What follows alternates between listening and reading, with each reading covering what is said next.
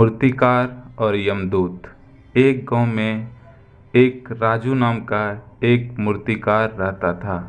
मूर्ति कला के प्रति उसका बहुत प्रेम होने के कारण उसने अपना पूरा जीवन मूर्ति कला को समर्पित कर दिया था। वह इतना पारंगत हो गया था कि उसकी बनाई हर मूर्ति जीवंत प्रतीत होती थी। उसकी बनाई मूर्तियों को देखने वाला उसकी कला की बहुत प्रशंसा करता था। उसकी कला के चर्चे दूर दूर नगर और गांव में होने लगे थे। ऐसी स्थिति में जैसे सबके साथ होता है वैसा ही मूर्तिकार के साथ भी हुआ। उसके भीतर अहंकार की भावना जाग गई। वह स्वयं को सर्वश्रेष्ठ मूर्तिकार मानने लगा। उम्र बढ़ने के साथ जब उसका अंत समय निकट आने लगा तो वह मृत्यु से बचने के बारे में सोचने लगा। वह किसी भी तरह स्वयं को यमदूत की दृष्टि से बचाना चाहता था ताकि वह उसके प्राण हर ना सके। अंततः उसे एक युक्ति सूझी गई। उसने अपनी बेमिसाल मूर्ति कला को प्रदर्शन करते हुए 10 मूर्तियों का निर्माण किया। वे सभी मूर्तियां दिखने में हूबहू उसके समान थी। निर्मित होने के पश्चात सभी मूर्तियां इतनी जीवंत प्रतीत होने लगी कि मूर्तियों और राजू में कोई अंतर ही ना रहा। राजू उन मूर्तियों के मध्य जाकर बैठ गया। युक्ति अनुसार यमदूत को उसे इन मूर्तियों के मध्य पहचान पाना असंभव था। उसकी युक्ति कारगर भी सिद्ध हुई। जब यमदूत उसके प्राण हरने आया तो 11 एक जैसी मूर्तियों को देख चकित रह गया।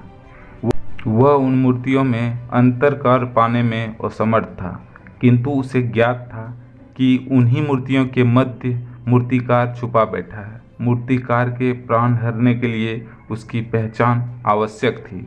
उसके प्राण न हर पाने का अर्थ था प्राकृतिक के नियम के विरुद्ध जाना। प्राकृतिक के नियम के अनुसार राजू का अंत समय आ चुका था।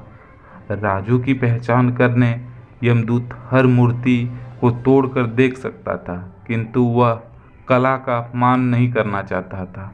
इसलिए इस समस्या का उसने एक अलग ही तोड़ निकाला। उसे राजू को अहंकार का बोध था, अतः उसके अहंकार पर चोट करते हुए वह बोला, वास्तव में सब मूर्तियां कलात्मकता और सौंदर्य का अद्भुत संगम है, किंतु राजू एक भूल कर बैठा। यदि वह मेरे सम्मुख होता तो मैं उसे भूल से अवगत करा पाता। अपनी मूर्ति के भूल की बात सुन अहंकारी मूर्तिकार का अहंकार जग गया।